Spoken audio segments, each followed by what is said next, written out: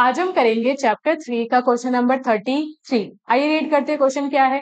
Question आपसे कह रहा है Ashok scored 65 marks in a test getting 5 marks for each right answer and losing 2 marks for each wrong answer. Had 3 marks been awarded for each correct answer and 1 mark been deducted for each incorrect answer, then Ashok would have scored 40 marks.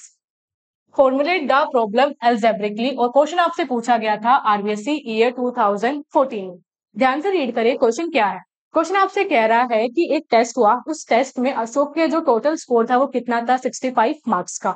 अब वो 65 marks का जो score है वो कैसे मिला, यानी वहां पे जो मार्किंग स्कीम थी वो आपसे बताई गई है वो क्या, कि हर एक राइट आंसर पे कितना मार्क्स मिलेगा, 5, और हर एक रॉन्ग आंसर पे आपके कितने मार्क्स लूज किए जाएंगे, 2 मार्क्स। ऐसी मार्किंग स्कीम में अशोक का जो टेस्ट का स्कोर है वो कितना है, 65 मार्क्स।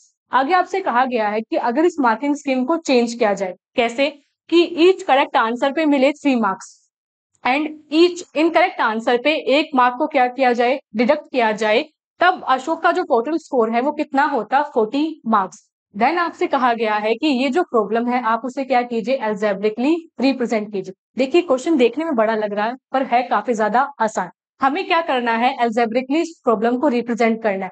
हम जानते हैं जब भी आपको किसी प्रॉब्लम को एल्जेब्रिकली रिप्रेजेंट करना होता है तो वहां पे आप क्या करते हैं, यानी वहां पे आप इक्वेशंस बनाते हैं। इक्वेशन कैसे बनाते हैं, एक्स और वाई में बनाते हैं। यानी अभी हमारा जो फर्स्ट क्वेश्चन है वो ये है कि आप जो एक्स और वाई है वो किसे लेट करेंगे। देखिए जो भी आपको सिचुएशन दी जाती है वहां जिस भी टर्म्स के बारे में बात की जाती है आप उन्हें ही क्या करते हैं, एक्स और वाई लेट करते हैं। जैसे यहाँ पे जो है वो मार्किंग स्कीम बताई गई है। मार्किंग स्कीम किस बारे में बताई गई है, each correct answer and each incorrect answer के बारे में जो मार्किंग स्कीम है वो आपसे डिस्कस की गई है।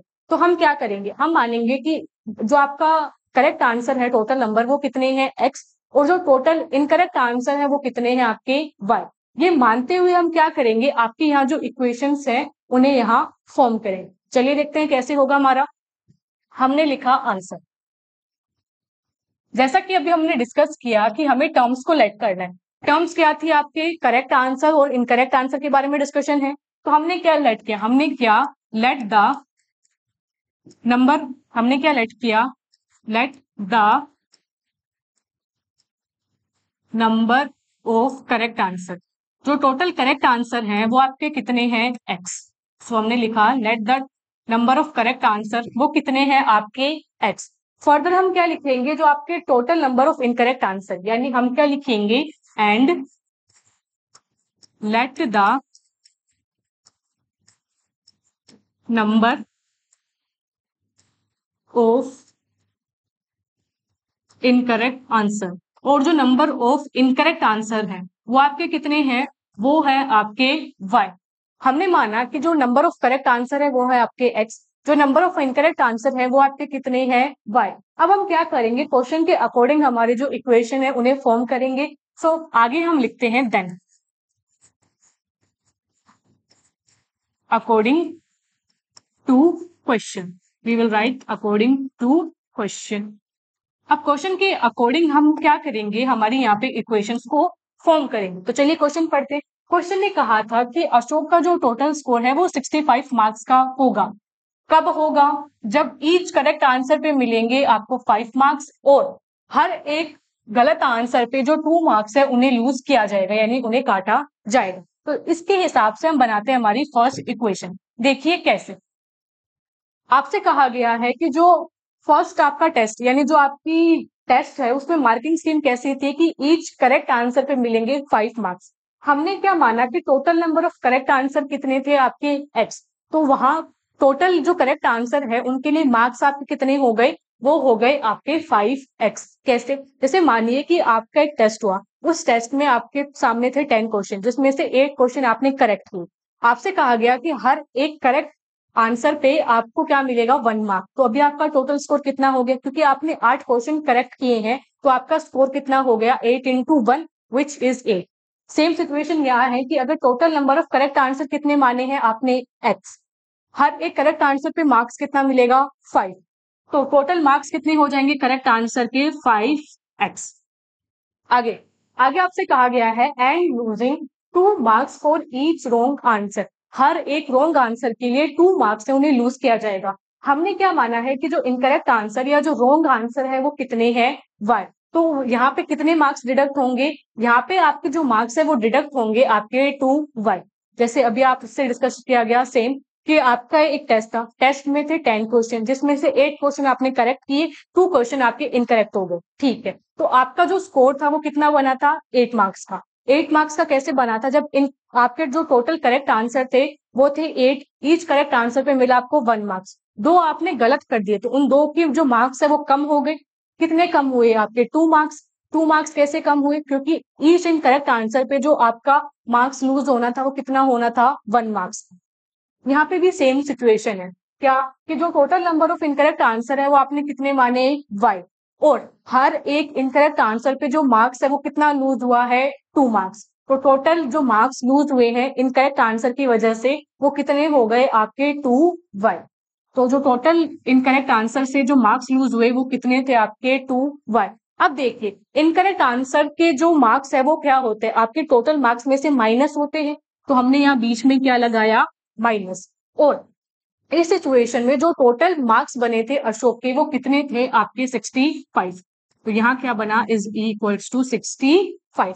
ये बन जाती है आपकी इक्वेशन नंबर 1। कैसे बनी थी, हमने माना था कि जो आपके total number of correct answer है वो कितने हैं, x, total number of incorrect answer कितने हैं, y। फर्स्ट सिचुएशन के अकॉर्डिंग क्या है, फर्स्ट सिचुएशन के अकॉर्डिंग ईच करेक्ट आंसर पे मार्क्स मिलेगा 5। तो टोटल करेक्ट आंसर पे जो मार्क्स थे वो कितने हो गए आपके, 5x। आगे क्योंकि आपने माना था कि जो टोटल नंबर ऑफ आपके इनकरेक्ट आंसर है वो कितने हैं, y। ईच इनकरेक्ट आंसर पे कितना मार्क्स लूज होगा, 2। तो टोटल जो आप मार्क्स लूज करेंगे इनकरेक्ट आंसर की वजह से वो अशोक कितना लूज करेगा, 2y। लूज करने का मतलब है कम होंगे या डिडक्ट होंगे। डिडक्ट का क्या मतलब होता है, बीच में सिंबल किसका लगेगा, माइनस का। और इस सिचुएशन में अशोक का जो टोटल स्कोर था वो कितना था, 65। तो ये बन गई आपकी फर्स्ट इक्वेशन। सिमिलरली अब हम क्या बनाएंगे, जब इसने मार्किंग स्कीम चेंज की, मार्किंग स्कीम चेंज करने पे अशोक का स्कोर रहा 40 मार्क्स। और वो कैसे रहा कि ईच करेक्ट आंसर पे जो मार्क्स थे वो उसको कितने मिले, 3। आपने माना कि जो total number of correct answer है वो कितने हैं, x। तो जो टोटल करेक्ट आंसर पे उसको मार्क्स मिलेंगे वो कितने मिलेंगे, 3x। कैसे, total number of correct answer थे x, एक करेक्ट आंसर पे मार्क्स मिलेगा 3। तो x जो आपके करेक्ट आंसर है उस पे आपको मार्क्स या अशोक को जो मार्क्स है वो कितने मिलेंगे, 3x। आगे आपसे कहा गया है and 1 mark been deducted for each incorrect answer. Total incorrect answer आपने कितने माने, 1। ईच इनकरेक्ट आंसर पे जो मार्क्स है वो कितना लूज करेगा अशोक, 1, ठीक है। Total number of incorrect answer थे y। ईच इनकरेक्ट आंसर पे जो आपका मार्क्स है या जो अशोक के मार्क्स है वो कितने लूज होंगे, 1, ठीक है। तो आपके जो टोटल आंसर डिडक्ट होंगे वो कितने होंगे, 1 इंटू y। डिडक्ट होने का क्या मतलब है कि वो टोटल स्कोर में से कम होता है, तो बीच में क्या लगा, माइनस। और जब ये वाली मार्किंग स्कीम रहेगी तब अशोक के जो मार्क्स थे वो कितने थे, 40। कितने थे मार्क्स, 40। तो ये क्या हो गया, इज इक्वल्स टू 40। या फिर हम इसे और अच्छे से कैसे लिख सकते हैं, हम जानते हैं जब आप 1 को मल्टीप्लाई करेंगे y से तो आपका आंसर क्या आएगा, y। तो वो हो गया 3x minus Y is equals to 40। ये हो जाता है इस क्वेश्चन का कंप्लीट आंसर। कैसे, आपको सिचुएशन को अलजेब्रिकली रिप्रेजेंट करना था यानी या इक्वेशंस फॉर्म करनी थी। हमारी दोनों इक्वेशन बनके आ गई, जिसमें आपकी फर्स्ट इक्वेशन क्या है, 5x minus 2y is equals to 65। और जो सेकंड इक्वेशन है वो आपकी क्या बनी है, 3x minus Y is equals to 40। ये हो जाता है इस क्वेश्चन का कंप्लीट आंसर।